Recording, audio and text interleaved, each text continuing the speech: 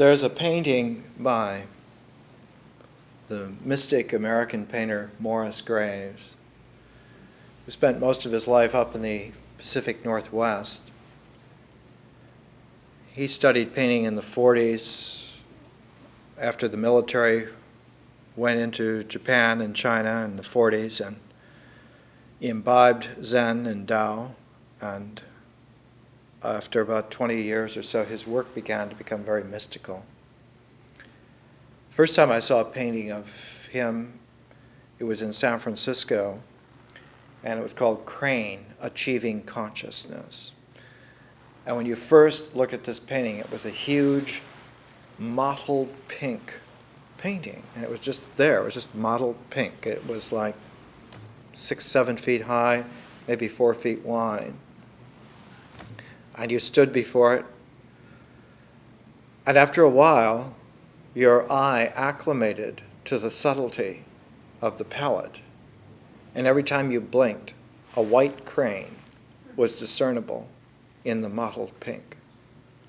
And you stood there and you thought to yourself, this is very weird. If I don't blink, I don't see anything. Whereas if I blink, there it is, there's the crane. He had a painting of a very large owl, or at least it was like a mystical version of an owl. It was like Rembrandt golds and browns, and had these fierce eyes, and in its beak it had a little minnow. And the title of this painting was, Each Time You Carry Me This Way. And it's like the transition from one stream to another requires this kind of archaic, mystical spirit bird who carries us from one place to another and is the actual runner of momentum. And so birds and the spirit have always been considered correspondent. The old George Braque used to do a lot of birds, fantastic spirit birds. The old Matisse and some of his cutouts, sitting in his wheelchair with his scissors, sometimes would do these bird-like shapes in pure color and just have them put onto the bare walls, and he would joyously take this in, birds in the spirit. Morris Graves had a painting which had this tremendously subtle surf with sand, and there in this surf on the sand was an old crow, a kind of a tetched raven staring at this misty moon out there. And the title of the painting was Moon Mad Crow in the Surf. That there are states where we are like moon-mad crows, standing on the threshold of some transition, and the objectivity which we require for coordination and for ordination appears fuzzy.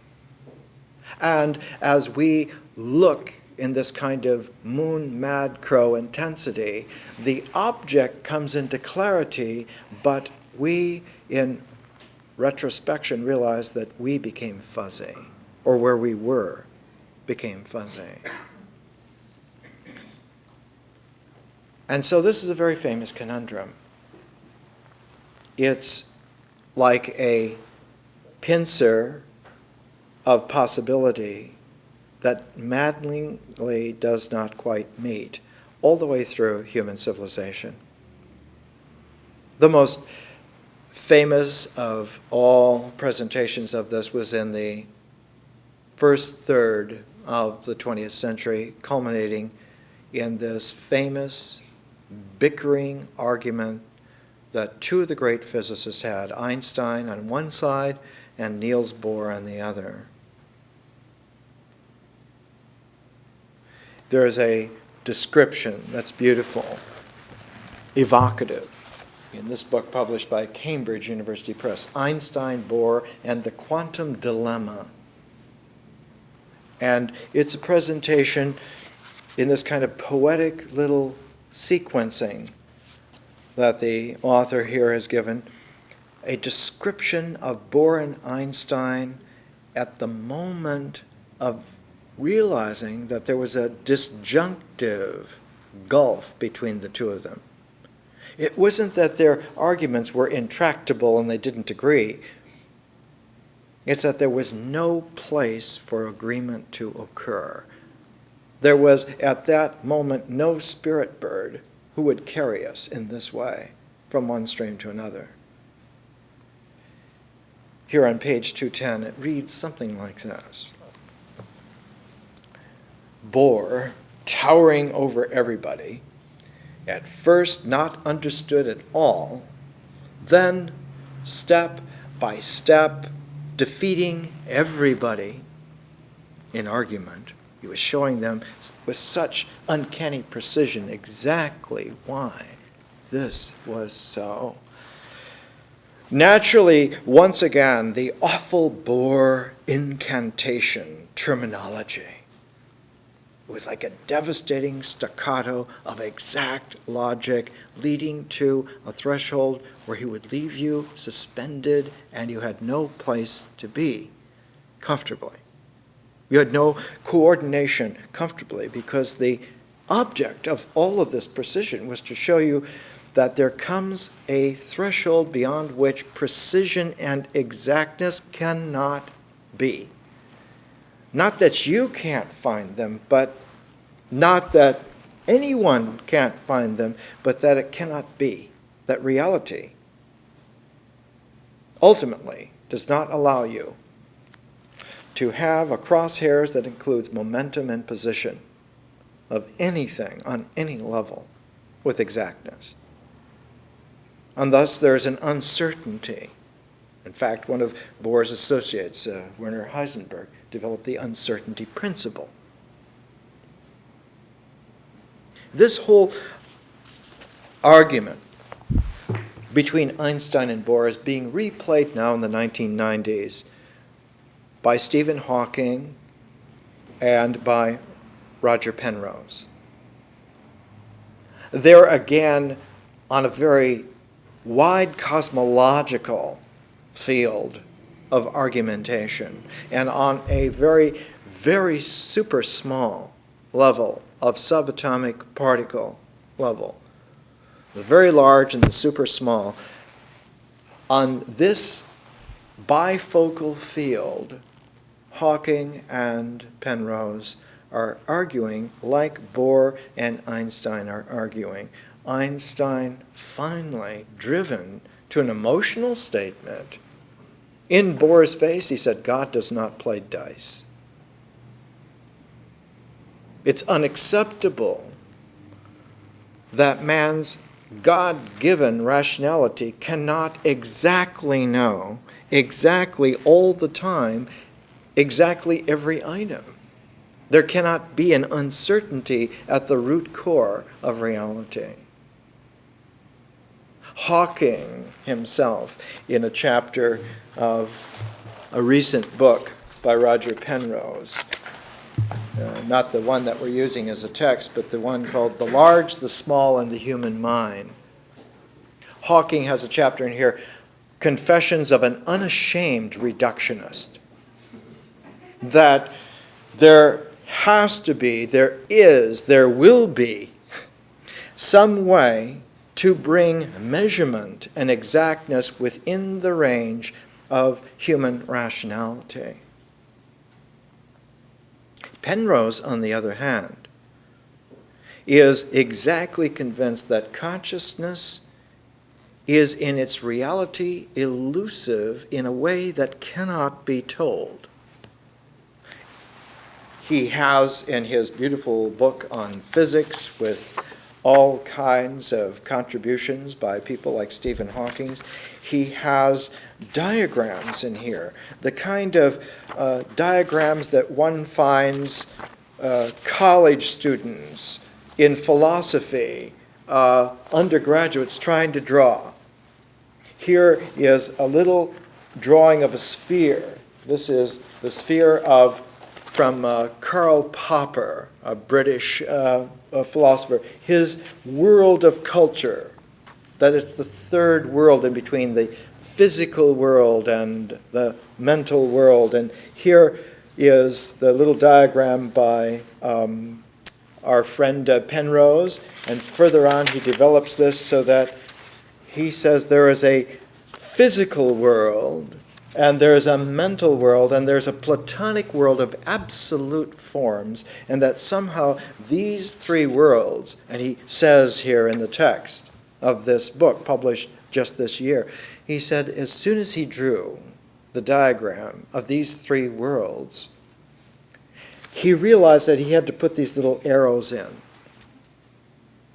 so that there are not only three spheres, three worlds, three orders of world, but there are also three arrows. And one is reminded here that if you have a diagram that has a pair of threes together like this, and you put them together, you get a hexagram. You get a symbolic shape that is the hexagram. And we began this course. We began it with the I Ching 2 years ago. We began it by understanding that the I Ching delivered to us some kind of profound bone upon which we could chew. And we could get nourishment from chewing on this bone. The bone is about 5,000 years old. That in the legendary archaic past of China, a character who was half man, half dragon, named Fu Shi, usually portrayed by having long fingernails, wearing some kind of a leopard skin, long hair, and sitting in one of these crouched, attentive, mystical modes, is watching a tortoise crawl in the dust, and the tortoise is crawling towards a series of trigrams, 8 of them, that are inscribed in the dust.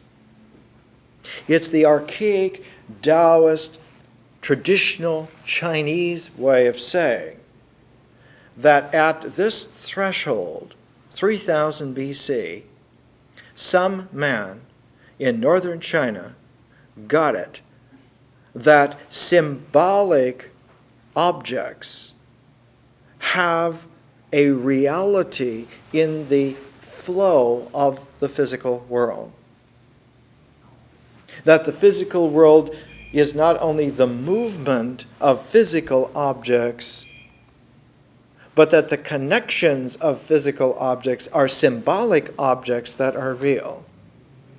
And just as you can arrange the furniture of objects in existence, we call that arranging ritual.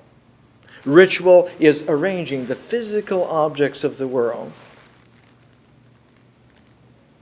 The objective relationalities between things can be arranged in the mind by symbols.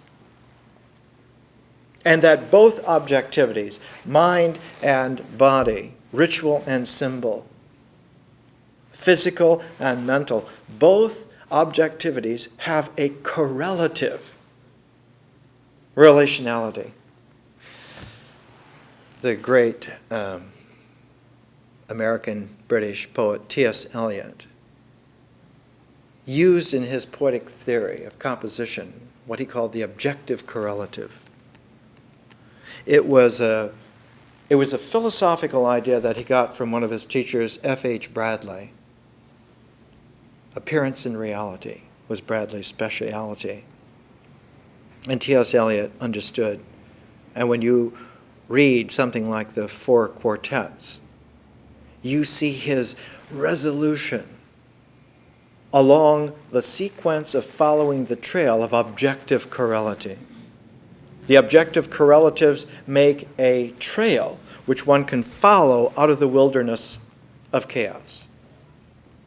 Whereas Eliot's earlier poem, The Wasteland, is about that chaos that one finds oneself in because you trusted only in the arrangement of ritual existence. You trusted that if the objects of life were arranged, then everything is all right. But it turns out that without the objective relationalities also being arranged, the world of existence has a sea change. It doesn't stay where it is. It slowly drifts apart in a chaotic way. So that there is this eerie sense of the world dissolving. I once spent 12 years lecturing every other day here in Los Angeles to try to establish more than 1,000 lectures, 90-minute lectures, on major figures in the world heritage. I was convinced that time did not move by nation development, but moved person to person. And so I wanted to see, what does time look like over a 5,000-year period if you just talk about persons without mentioning any kind of political or military or nationalistic lines connecting them. And so for 12 years, I just delivered more than 1,000 people every other day, like a yoga. And it's this quality that showed me that in the 19th century, what bedeviled men and women, subconsciously, largely, was the dissolving, the dematerialization of the world. So that at the beginning of the 1800s, you had this kind of Napoleonic confidence that one could have an empire and have it. And at the end of the 1800s, you had someone like James Clerk Maxwell's electromagnetic theory that just showed that everything is a series of interpenetrating energy matter fields that are governed by waveform functions, that you have to have transforms that link physical things to relational things. Of course, Maxwell had a leg up on this process because of a French genius named Fourier, who did a transform, who linked things in space-time, which are physically real, to things in a symbolic time, which have a mental reality, and that you have to have a transform to help this along. And it's just like the Fourier transform. Penrose is famous in the 1990s for having the Penrose transform. He understood something standing not only on the shoulders of Fourier and Maxwell, but standing on the shoulders of people like Einstein and Bohr and many others, that there is something very mysterious and peculiar going on here with space-time. That space-time is not just the fabric which Einstein and Bohr were talking about. It's not just woven on a loom in a very simple, straightforward fashion, but that the fabric of space-time has a Jacquard-type illusionary quality. And that we can't keep track of momentum and position at the same time because the fabric of space-time is twisted. And so the mathematics that describes this is called twistor theory or twistor geometry. And that this whole field of twisted space-time has a built-in illusion, not for opticality, not just for the eye, the physical eye, nor just a built-in illusion for the mind. It isn't just ritually this and that. It isn't just symbolically a possibility between the two, but that there is a conscious focus that also has exactly the same characteristic. And so consciousness for Roger Penrose is a terrible issue. He's a very elegant sort of a character. He would wear green suede sport coats to lecture on. Balding, a little bit, very distinguished. Genuine in his effusiveness, like a David Attenborough, just ready to tell you everything. And what he tells is that there's something really radically mysterious that's going on.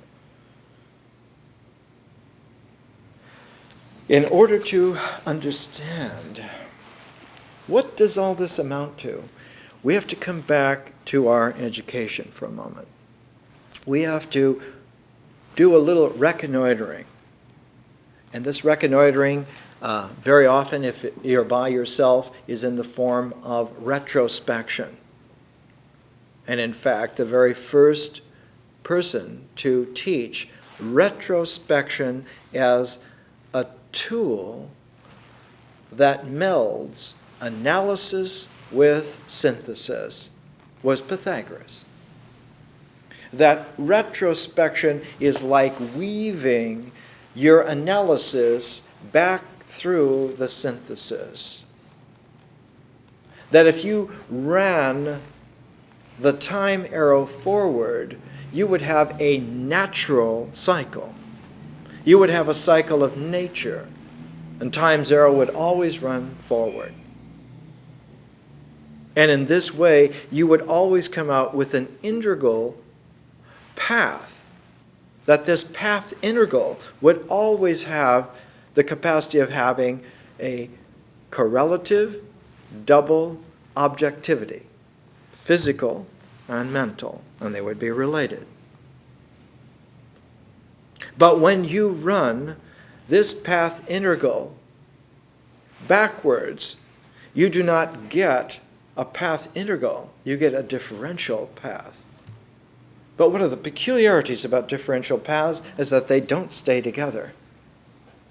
In fact, they fractionate, because that's their nature to do so. And this fractionation has been examined in contemporary mathematics. A Russian named Markov went into this whole thing of Markovian chains, of how it keeps fractionating, and each fraction fractionates more, so that one would have a complete chaos within just a few moments of running back through a differential path. If you were not able to remember the integral substrate that was also accompanying it. And so 2,500 years ago, Pythagoras recognized that it was a tremendous Western yoga. It was a Greek, Egyptian, Persian yoga, where one went in retrospect by reversing the mind and giving the mind a kind of supramental focus. But when one gave it a supramental focus, instead of having a focus which was of your mind, the focus was like this cloud of inspiration. Later on in Western esoteric Pythagorean traditions, you can always tell the Pythagorean influence because there's always some kind of cloud quality. When you look at esoteric Rosicrucian books from the 1500s, one sees this stage of life or this alchemical laboratory, and somewhere in there is this cloud, and out of the cloud comes a hand. The hand is pointing somewhere or delivering some kind of phrase to you. We used in our education, exactly at dead center, at the fulcrum of the whole education, a 14th century English mystical classic called The Cloud of Unknowing, which was like a Middle English Upanishad. It was like a Upanishad written about the time of Chaucer, where the anonymous author says the peculiar thing about the cloud of unknowing is that when you begin, it's always above you, it's always ahead of you. But when you get experience vis-a-vis that cloud of unknowing, you realize as much of it is behind you or below you as is above or before you. And that much is an unknowable quantity, so that wherever you are in the cloud of unknowing is always the center.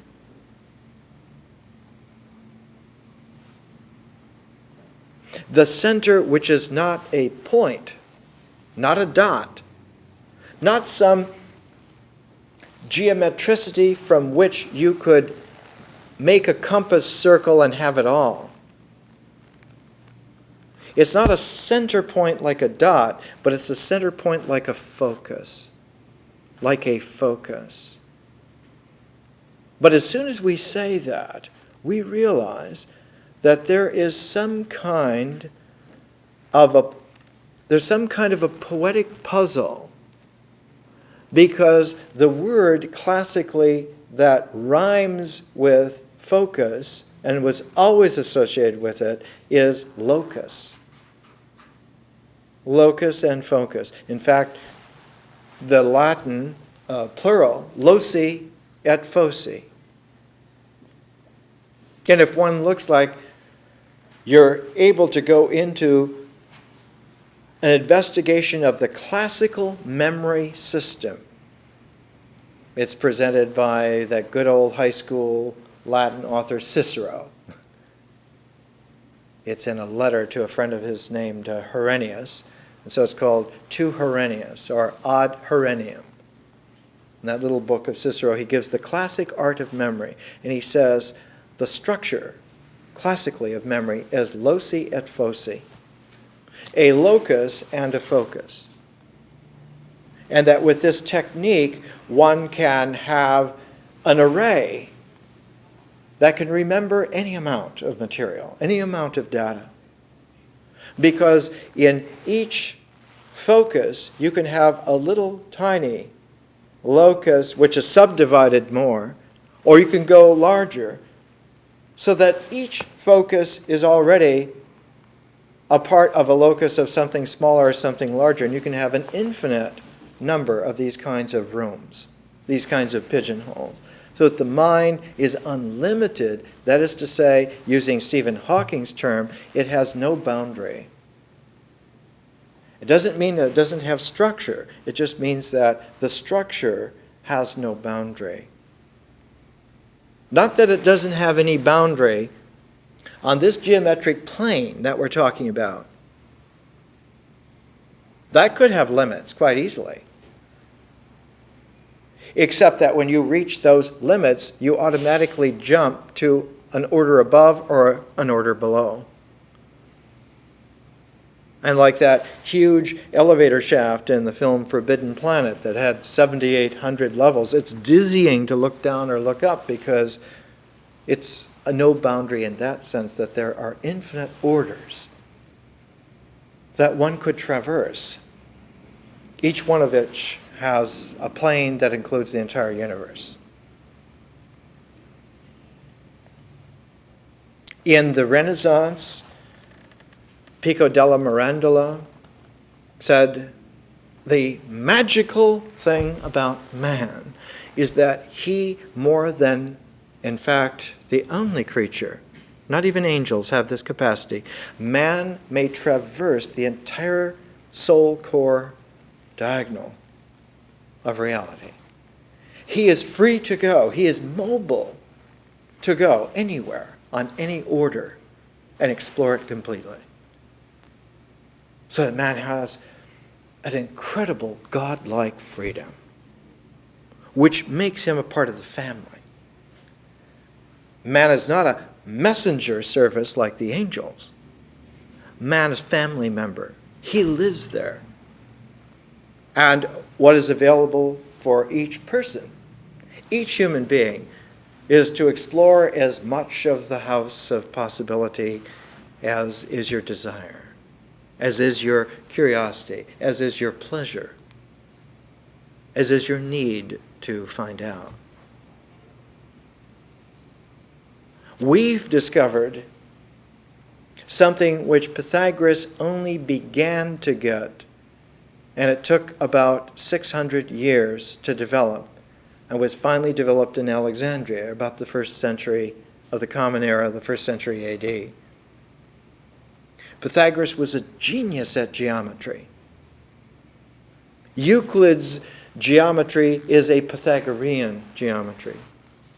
Euclid, who came about midway between Pythagoras and the developments of the 1st century AD in Alexandria, he came in the 3rd century BC.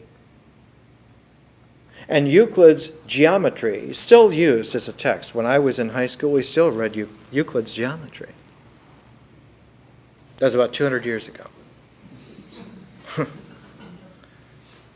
And I can remember looking at the first sentence in the high school geometry text and being absolutely struck by it. I didn't know what it meant, but it was weird that something was not right. They were not telling us something, because the first sentence in Euclid's geometry is that a point is a locus of no dimension. Whoa, no dimensions? I mean, I hadn't heard of Zen yet, but it had a curious ring to it. No dimensions? Okay, you're telling me that the mind is capable of functioning rationally with no dimensional forms, like a point, and I only learned much later, but 3-4 years later, I was reading some books on, I was reading Heinrich Zimmer's Philosophies of India. And he was going into the notion of bindu, of that yogic focus that vanishes in concentration, that is so powerful it goes in upon itself and vanishes.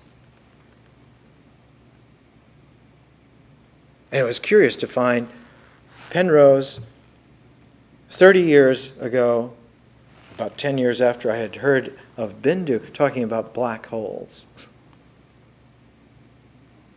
I went to write him a letter. We didn't have faxes in those days. Dr. Penrose, do you know about bindu? Have you done some yoga, Dr. Penrose? Do you realize that there's thousands of years of scientific experiment with going through that kind of vanishing point?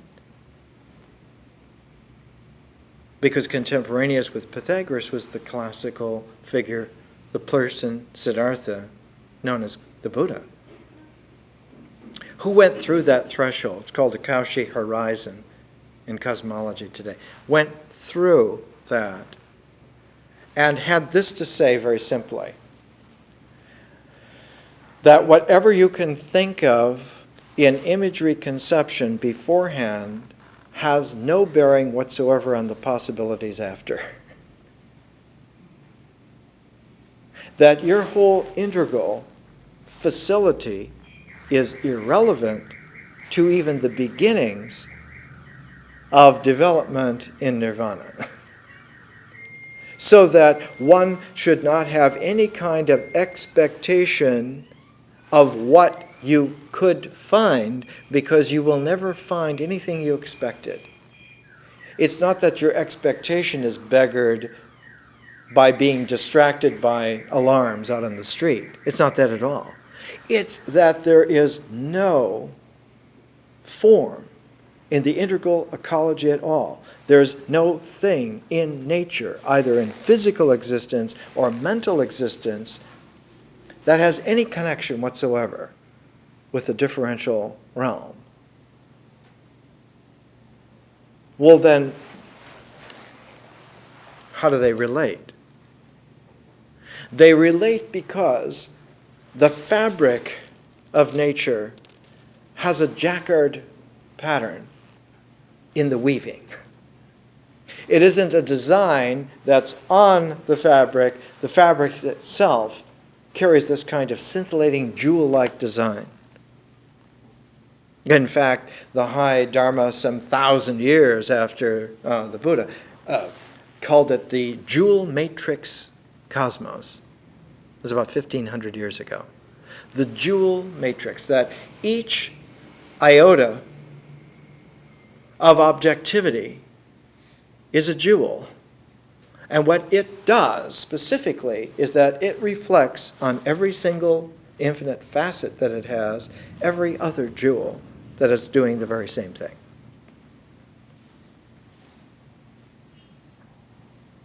So that God's realm is so bright that one can't even use the term bright. It just doesn't apply. It's not only beggared by it, it's irrelevant. But that the brightness is so intense that the slightest blink produces darkness.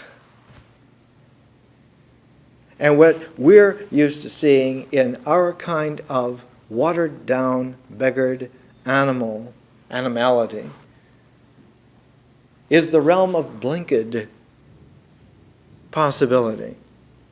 We don't see clear-eyed continuity, reality as it actually is in its splendor. We see only the blinked out, darkened qualities of it. We see the negative print out. And that's what William Blake was trying to say in his work. He was trying to say that the art that he engraves on these copper plates, that he etches and engraves on these copper plates, is only truthful when it prints out. And that it prints out if you put a sheet of handmade paper on the plate. But that sheet of handmade paper prints out a negative engraving. That's only an integral process. It's taking a ritual object in existence, the copper plate, and printing it out on the paper, which is then a symbolic form. So if you saw a plate of William Blake, you would have a symbolic form. They are. The Huntington here in Los Angeles has many original Blakes. You can buy books that have photographs of original Blakes. But what Blake was after was not just to make those books to sell. He never sold more than 24 books total in his whole life. But that when those plates are looked at by a human being, those plates that are printed out on the sheets of paper, those sheets of paper print out on the person's mind. And when they print out the second time, when there's that second transform, the first transform is from the ritual to the symbol. The second transform is from the symbol to the art. So that he or she who looks at a Blake prints it out in themselves, on their mind. And if they're really deep, it not only goes into their mind, it goes into their body. You can feel the Blake print. You can kinesthetically experience it. This is like a little vignette of the way in which a third objectivity called consciousness comes into play. And whereas the ritual comportment of existence is certainly objective, and its object is space,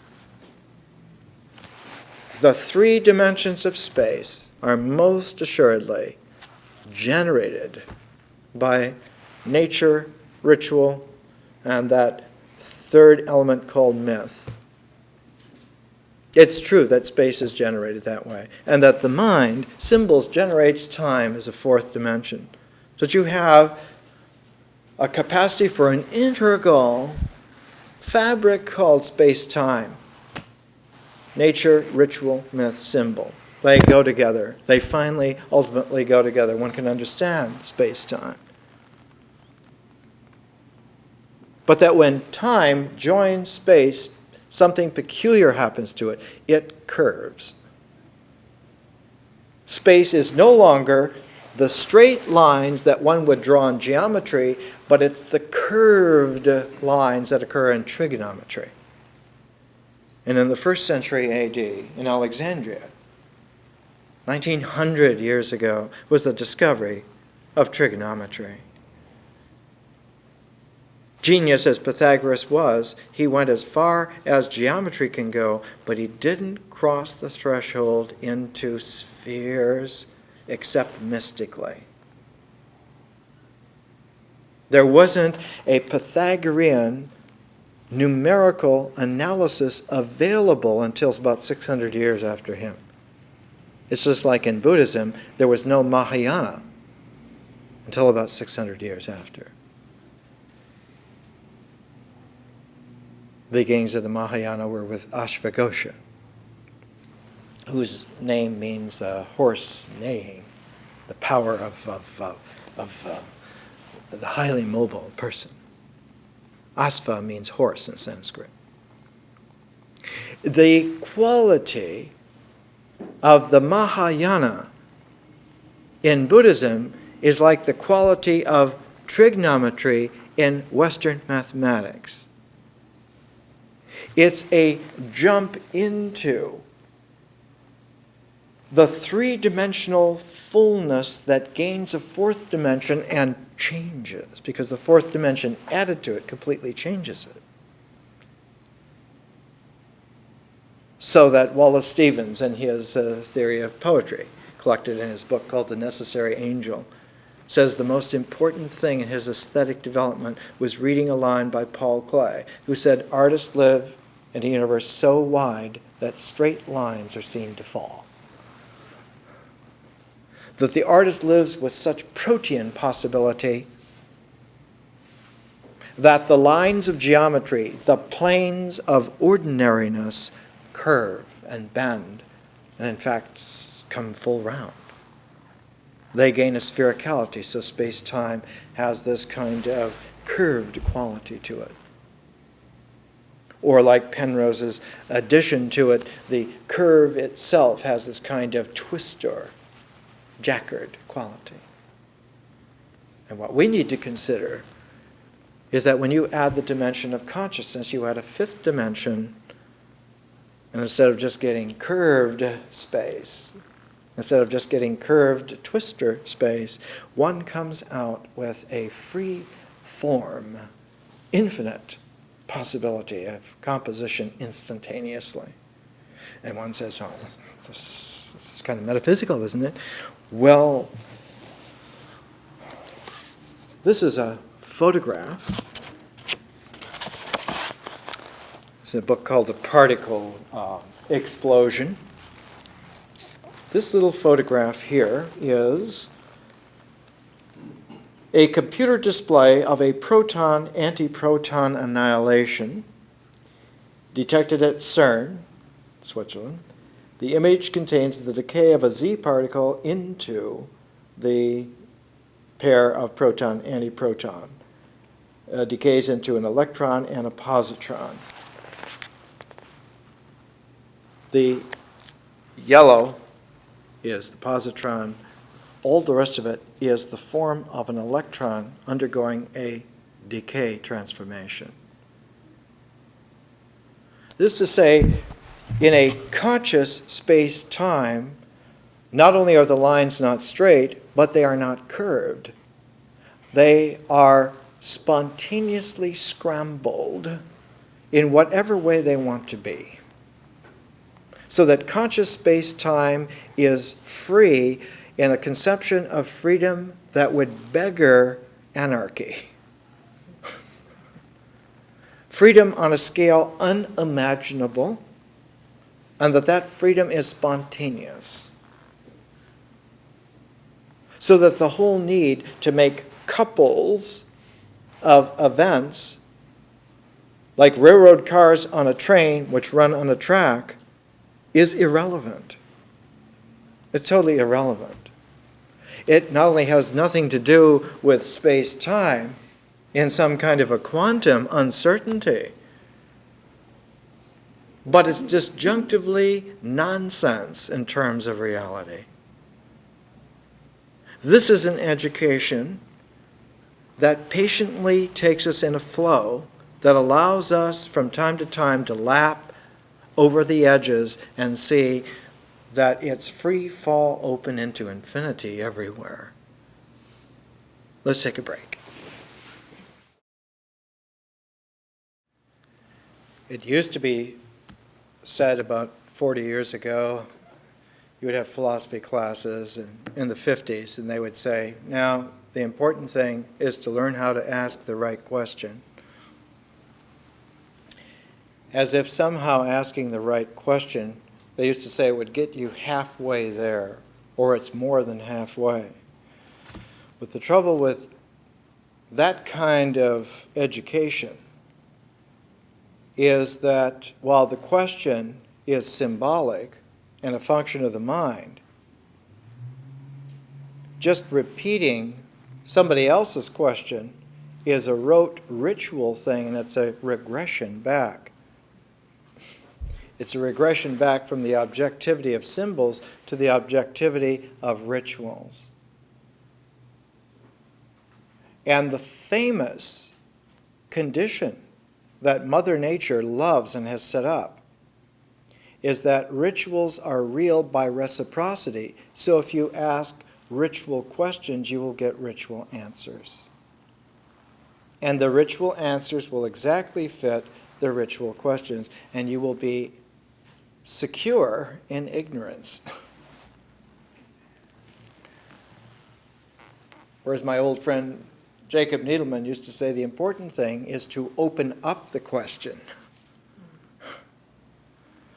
Because to open up the question then involves the whole process of dialogue. And you can't stay in your mind, which easily regresses back to ritual.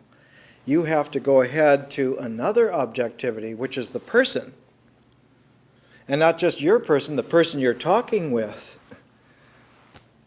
Because opening up the question is always a personal, dialoguing kind of exchange, and that has its own objectivity. It has an objectivity that does not regress back to ritual. It has its own regressive tendencies, which is to regress back to the mind. So opening up the question is a direct advance. It's a higher order of intelligence than simply asking a question.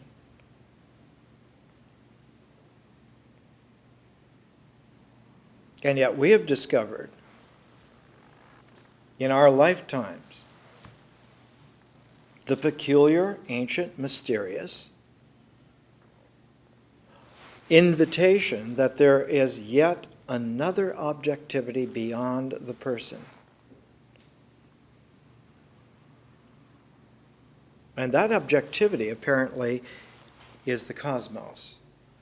That in some way the cosmos is objectively quite real, but not as a thing. The cosmos is not a ritual objectivity, nor is it a symbolic objectivity. Our only clue to the kind of objectivity that the cosmos has is the objective person that we achieve in art. Because the person is a differential form, not an integral form. The body and the mind are both integral forms, but the person is a differential form. The person is nourished by possibility, not by definition. The body needs to be defined. The mind needs to be defined. But the person recoils from, doesn't like, rejects those definitions. Now, in the original opening up of questions, it came with Socrates. Socrates is about third generation Pythagorean. Socrates' teacher, Diotima, a woman, had learned from Pythagoras. So Socrates is about third generation. I mean, Plato was like fourth generation of getting into this lineage, which with Socrates took a transform. So the Socratic transform was not just to ask the right questions, mentally focused, not just to take a symbolic structure and present it en face to the situation, but to take into consideration your response to the activity of questioning itself. That part of the opening up of a question is to participate in the questioning, which takes you out of nature and takes you into something called consciousness. And it turns out Socrates was always careful to say, I cannot define it. For Socrates, definition was setting boundaries. You define by going out until you find a limit. And that this liminality in its shape was the definition. So by bounding something, one comes to be able to define it. But as Stephen Hawking maintains, that the cosmos has a no boundary principle. No boundary. Doesn't mean that there aren't forms, but it means that the orders, the levels, the elevator shaft of possibility is infinite. You can go anywhere, on any level that you want to. You can go super small indefinitely. You can go super large indefinitely. And that this whole parfait of infinite possibility goes into a jumbled dance of free-form spontaneity the moment a consciousness becomes completely differential.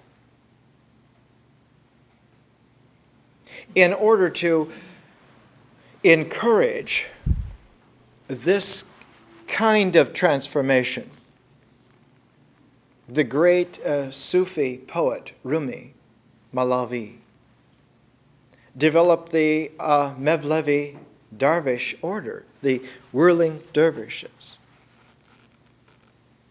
That when you spin the body and you spin the senses which the mind correlatively depends upon the body for orientation, when you put the body and the mind into complete dizziness, complete whirl, there still is the radical presentational possibility of absolute calm in the center of it.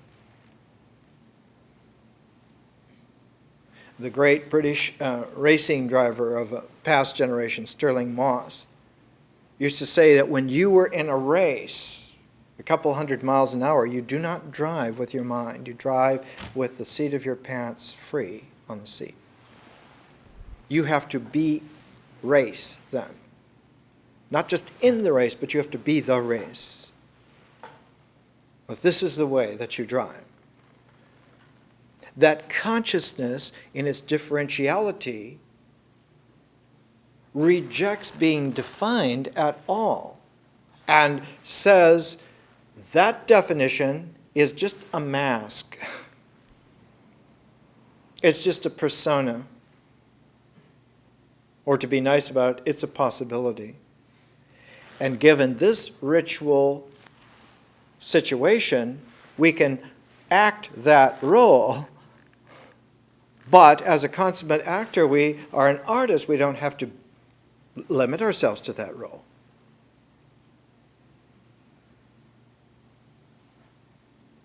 There is a kind of temptation when one finds a beautiful role to play that role, to be that role. And the ego always is the favorite mask, your favorite mask. This is me, that's not me.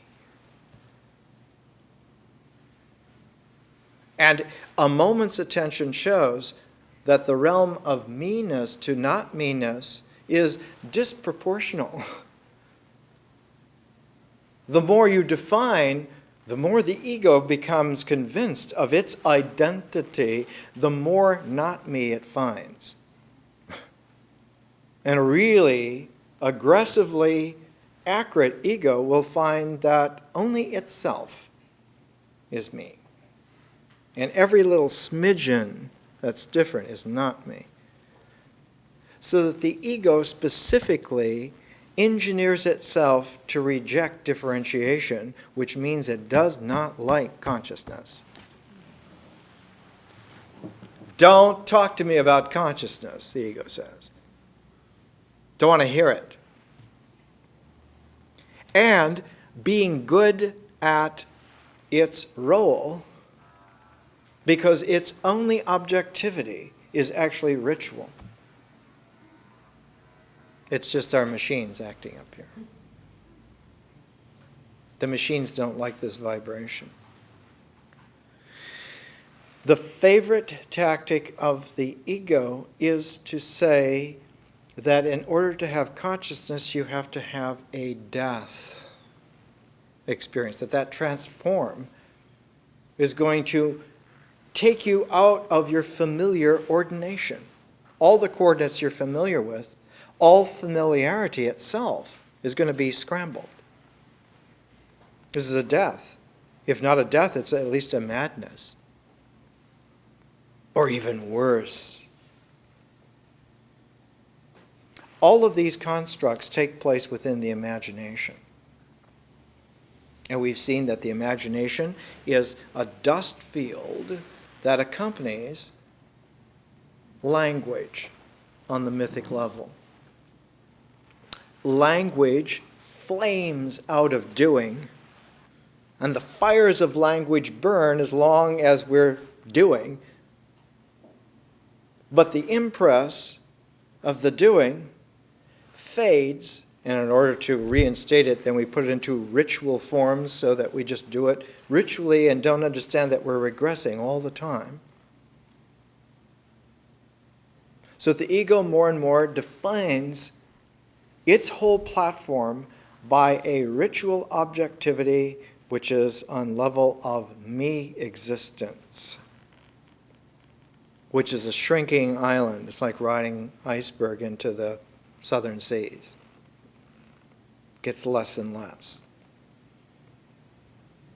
And everything other than that is threatening, by definition. In fact, it gets to the point psychotically, it's only threatening in neuroses, but in a psychosis, it's like a desperate one last ditch stand to reject, because at that stage the ego has only one action it can be confident in, and that is rejection. It knows how to reject. It's a professional rejecter. It says no with great confidence and emphasis. No. Not you, not that, not me. The ego says me and wants to pound the chest. That kind of Manipura chakra ulcer. Its whole activity is completely impossible to happen when space-time gains the order of consciousness.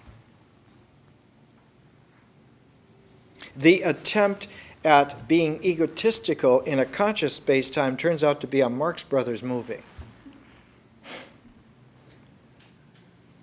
All the little ritual sayings that are so desperate on the mythic level become comic riddles on the visionary level, because the mythic language transforms into a magic language.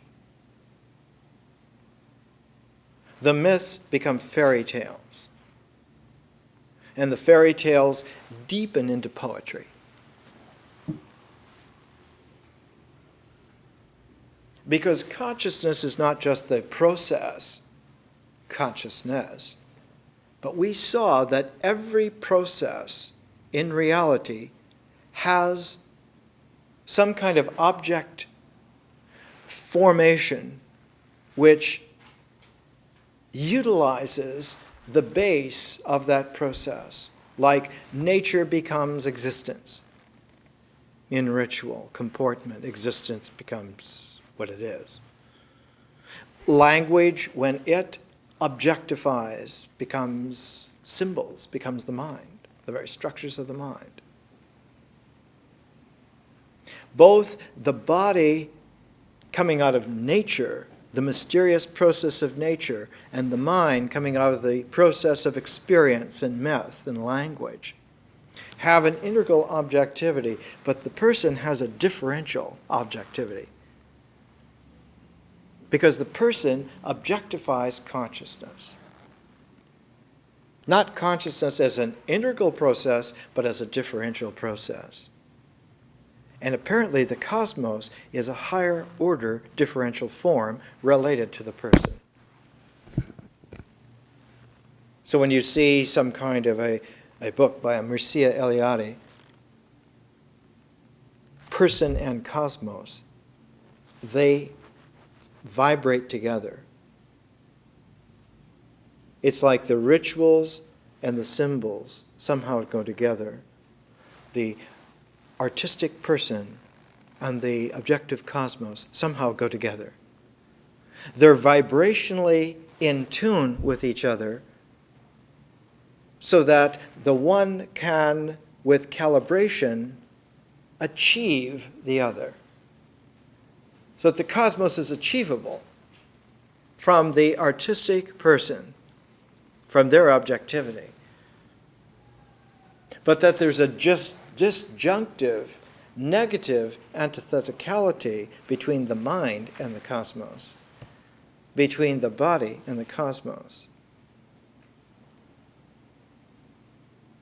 But the ego doesn't like this. It says, oh, the big situation is between the body and the mind. Forget all this other stuff. All this other stuff is a figment of the mind.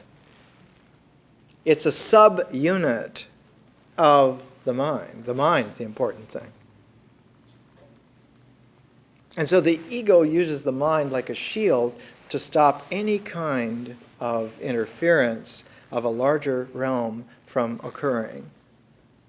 And what it closes off is possibility and infinity and person.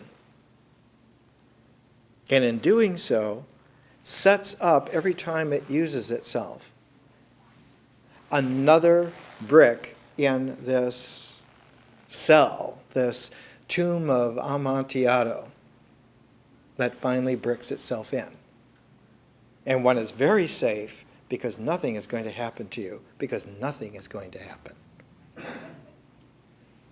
At that point, unasked for, transformation happens. Why is that so? Because saturation is the quality of a phase. The rule of phase happens by saturation. As soon as a level that is possible achieves saturation, is fulfilled as much as possible, it leaps to the next phase. That's how language came out of dancing.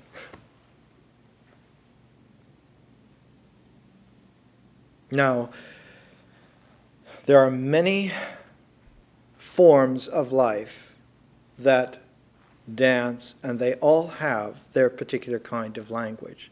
Bees, for instance. Carl von Frisch, who investigated bees, found that the bee dances, the bee motions, are a language that's quite indicative for bees. They can tell a lot.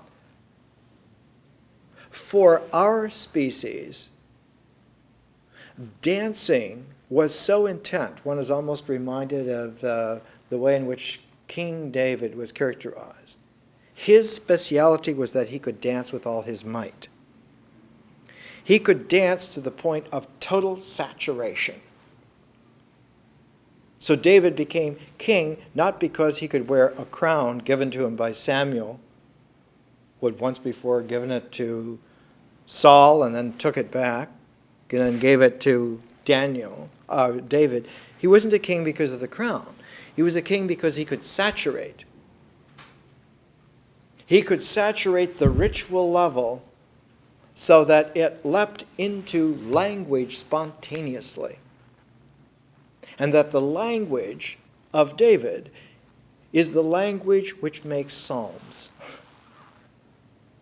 That's why the psalms written by David in tradition are called the royal psalms. They're royal not because they're written by the king, they're royal because they indicate that on a certain saturation of ritual, the experience process of language matures to the point to where psalms happen almost spontaneously. And it became such an archetype that later on, in the Davidic tradition, about 1,000 years later, when the mind did its stuff to the point of saturation, a kind of spontaneous poetry came out. And that spontaneous poetry was the proof that one had made the transformation. To someone who could not speak that new differential language, it sounded like gibberish. Sounded like they're speaking in tongues. They weren't speaking in tongues, they were speaking differentially. They were speaking a kind of differential conscious poetry, which on tribal level sounds like gibberish. We don't hear a thing. I've remarked to you several times, if you'll take a tape of today's lecture and play it for your 10 smartest friends, they won't hear very much on the tape at all. It isn't that there's nothing on the tape, or that this language is not discursive to any degree of rationality.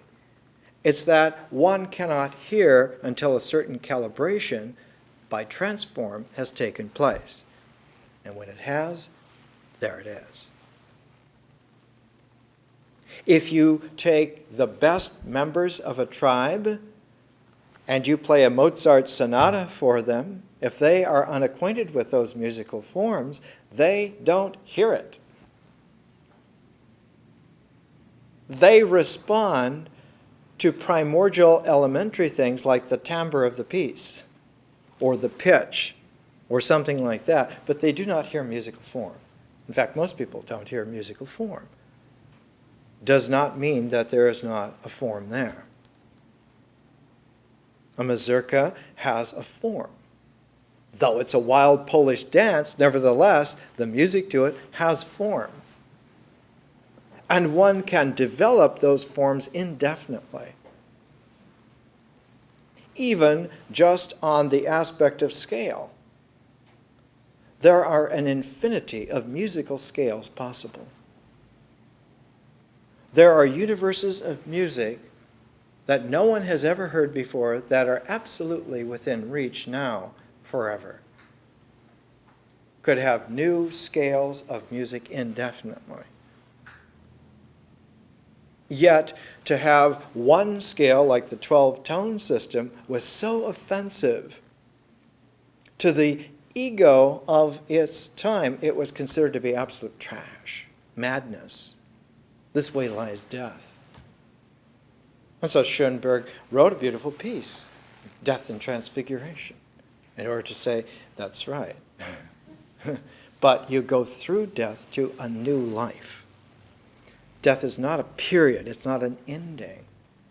It's a transformation. It's like one of the most ancient forms of wisdom education in our species is that the tomb from one side becomes a womb from the other. That you think this is it going in, that you're going to stop, and what it is that there's a do-si-do that takes place. And you come back out more than ever. And it turns out that the diagrams that one finds in astrophysics today have exactly that kind of configuration. From the infinity of possibility, one has an integration to a point of transformation, after which the lines go out into the future, into infinity again. And that there's some sort of a threshold the Cauchy horizon. There's a threshold. Like in a black hole, there's an event horizon where time-space is curved so intensely that the curvature becomes zero. That is to say that the curve curves so tightly that it curves in upon itself as a curve. That it literally vanishes from geometricity. Indeed, it vanishes from trigonometricity also. Nevertheless, it still occurs in some mysterious way that it still has temperature, it still has evaporation, which leaves little radiation, paired particles around, called Hawking radiation, because he was the first one to find a math that said it's there, and sure enough, experimental astrophysics found it. Hawking radiation. So though black holes are a death of everything which nature, which matter, which energy, which light, which gravity have bequeathed to a natural realm, though the black hole is a death for that, nevertheless, transformation still occurs in that realm. Or to put it in less of a boxy, old-fashioned way, that realm is a transformational figure in and of itself. It doesn't participate in a transformation which is other than itself, but is the transforming while it occurs. The most elusive process that participates with this kind of mysteriousness is history. History is a transformational process from the person to the cosmos, from the tomb of the person to the womb of the cosmos. In between those objectivities is this transformational process. Like in between the objectivity of the body and the mind is the transformational process of language, of myth, of experience, of feeling. The mind emerges out of feeling-toned experience that's languaged. And to the extent that feeling-toned experience is enriched, the mind that comes out of that constantly enriches itself, becomes fabulously elegant, becomes almost ridiculously beautiful, and finds its own self in its own phase time so saturated by its capacities that it transforms also and becomes conscious. That the mind is tethered to the brain up to a certain saturation threshold beyond which it thinks that it thinks. Not just some Cartesian way, not in a phenomenologically reductive way. There's no eidetic bracket which in a Husserlian way that one can put on this. You can do that to space-time forms, but you cannot do that to conscious space-time forms. They don't stay. They instantly, osmotically evaporate and are somewhere else and are no longer coloring within those lines. So that all that you can do, instead of giving differential forms, coloring books that have the outlines in black where you have to color them in, you have to just make a present of the whole spectrum of colors and let them do whatever they're going to do with them. They're free to do whatever they're going to do with them. Like a Kandinsky who said, "My paintings are abstract, they're non-objective, they are conscious paintings."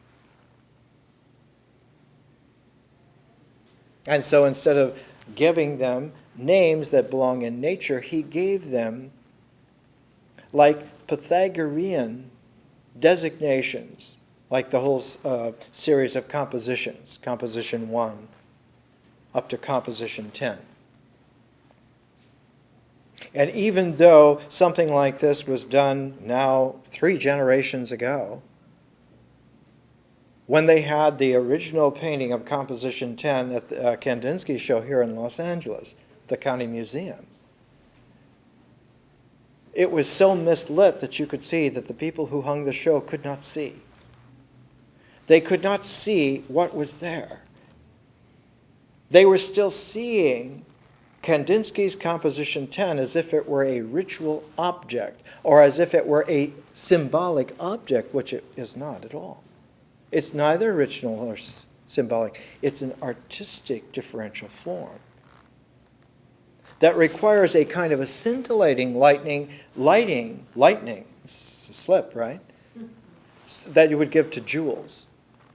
The painting should be lit like crown jewels from so many different facets and so many different colors of light that the viewer could play with the composition personally.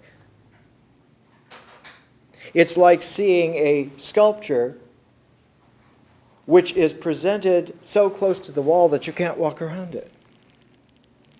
A sculptural form is to play with in all of its dimensions. If not, it's like a boring sculpture. Henry Moore loved the city of Toronto that put one of his sculptures in one of the most public spaces in the center of the city, and you can walk around it 100 yards away, and you can experience a sculptural form that plays with 40-story skyscrapers as if they were like little toys. Moore's way of saying, we don't have to be intimidated by these rectangular behemoths because one interesting sculpture can handle a whole civic center beautifully.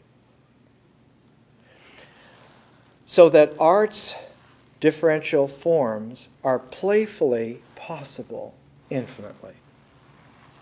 And that a human person who's educated, who's taken through the transforms, yeah, you need the ritual level, and you need the mythic level. You need the symbolic level. Sure do. But there are all this other range that fits together with it, and fits in such a way that they have reciprocity. They play together. They cinch each other in a way that allows you to do things, to go places, to be versions that would have been impossible otherwise. Socrates, in his own experience, rarely found anybody to talk to. Plato was of a later generation. He was the next generation. And he found that there was a variant of the Socratic dialogue that Socrates did not stress, but Plato did. Plato found that if you have at least 2 people who are scintillating, who talk to each other, the possibilities for exploration become asymptotically interesting. So that the Platonic dialogue becomes the basis of a whole new kind of philosophic understanding, a new kind of wisdom. But you did not learn the Platonic dialoguing sitting in chairs in a Victorian stage model theater. You learned it walking together through the gardens. Plato's Academy had gardens. And that you strolled together through these gardens. And you might find a place to sit for a little while, and then you would stroll on. So the Platonic transformation, which took the 3rd generation from Pythagoras, Diotima, Socrates, Plato transforms it into a dialogue form where at least 2 and maybe more scintillating people get together. And what do? They're like jewels that reflect each other So one gets this kind of mirror versus mirror possibility. And one discovers that in paired presence, magical language pole vaults over all of the bad habits, all of the ritual necessary so-called rules, all of the preferred cultural, tribal, mythic tones, even pole vaults out of the mind, out of the symbolic tastes that one acquired and thinks that these are the finest. One pole vaults all the way over into an objectivity known as the cosmos and becomes startled that it's real. Plato puts in the mouth of the character Socrates several times in the dialogues where he says, that wonder is the beginning of wisdom. One flash second of enjoying that wonderment forever infects you with the freedom that not only can you know and need to know, but that you can know. You can know by finding out. And that the royal road to finding out is to talk with each other on mutual level where all are through this transformation together. So that the whole motive for community is not political, but a basis of wisdom freedom. And a community that gels together on the basis of exploring wisdom freedom together looks upon political gelling as something primitive belonging to an archaic level. It's nice on level of minerals, but not for people. To glue people together on that basis, you have to reduce them back down to that level. Otherwise, the glue doesn't work. Not only doesn't hold, it doesn't work. Whereas the ego says, oh, no, we can't have that. I own the factory that makes this glue. You're putting me out of business.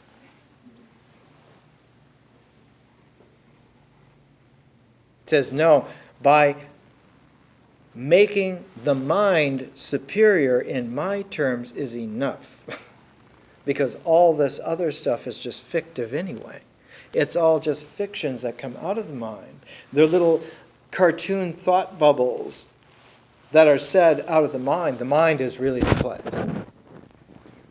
And so we live today with a generation of people who are egotistical tyrants on the basis of trying to convince us that the mind is the be-all and end-all. And so rarely do you find an education that talks about character anymore, human character. Character is a lot of explosions in the script and getting away with it. Well, maybe not. Maybe the mystery is so profound that the mind's fictive resonance, when it's finally saturated with its own kind of egotism, subconsciously gains a saturation where the transformation happens spontaneously anyway. Because this was the way in which it was found in Plotinus' time, about 800 years after Plato. Plotinus found that you could teach anyone transcendental, transformational, differential consciousness by saturating their mind. They want to have thoughts that are filigreed and mature to the ultimate and satisfy the ego. Then let's serve it. Let's serve it till you're completely satiated. And in that fullness, there will come a moment where you no longer will take another mouthful.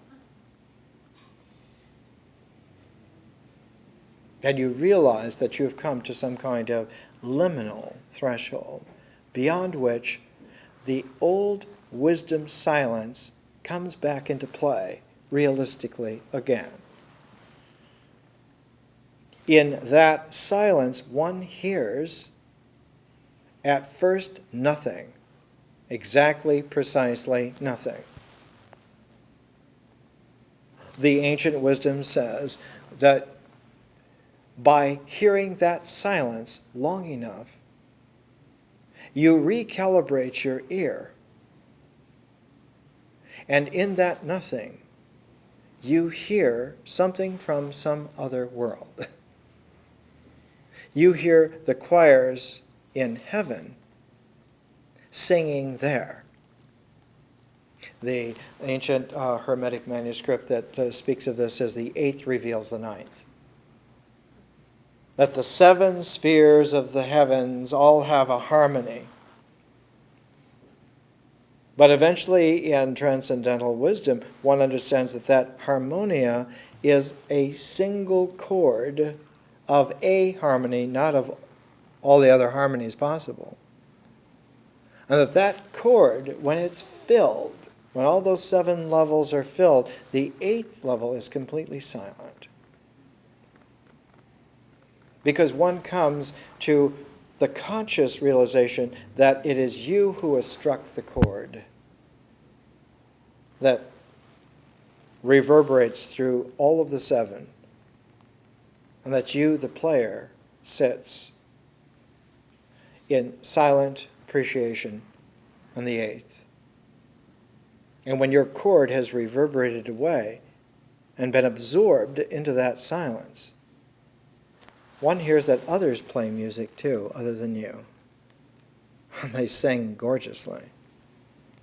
Voices, as Dante said, that in their harmonic filigree bring images to the mind of the white petals of an exfoliate rose gathered around some kind of locus too bright to see into.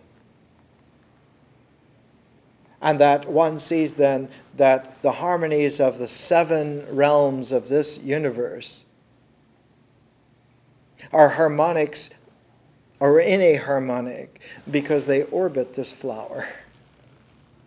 And they gain their tonic from that flower that one didn't even know existed.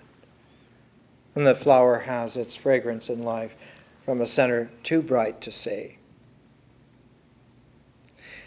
In the Divine Comedy, Dante himself was not able to see this, even as a visionary figure, even as an artistic figure, even in the history of his development from the Inferno to the Purgatorio to the Paradiso.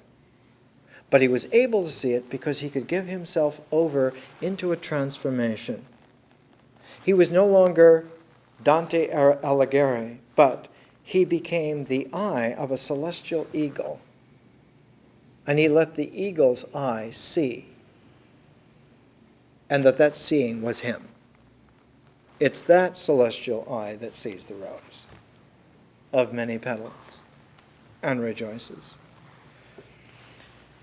We're going to close with two phrases from our pamphlet, Thoughts on History. See if they make some kind of a sense. Remember, science comes out of history. Just like ritual comes out of nature, just like symbols come out of myth, just like art comes out of vision, science comes out of history. History is the process which objectifies as the cosmos. There is such a thing as the Lord of history. With a mythological horizon, one lives within the language forms.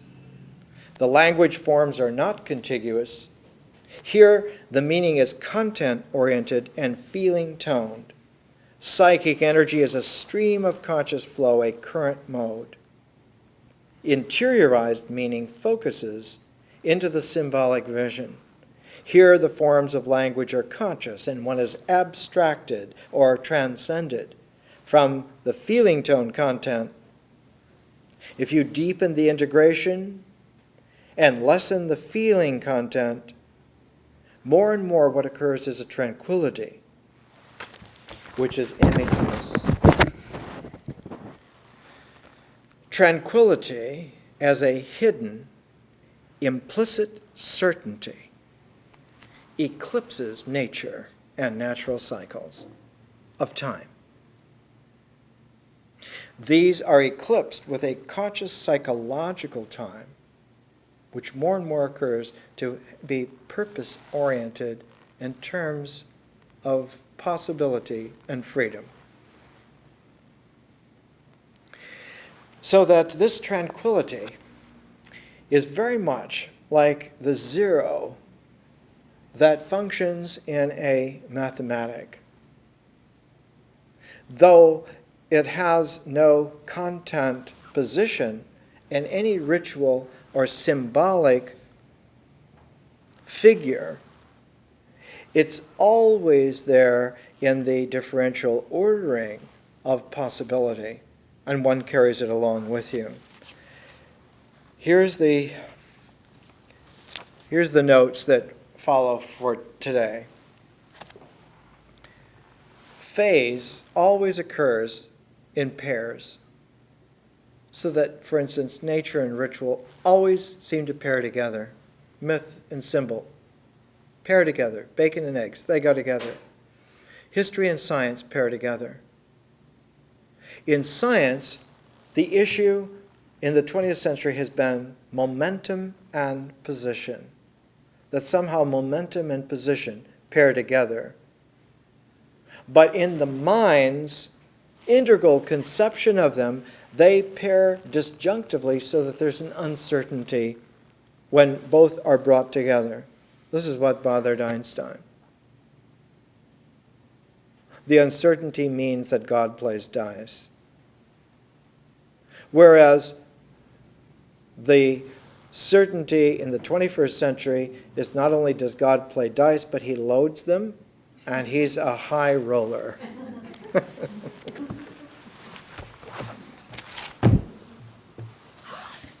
More next week.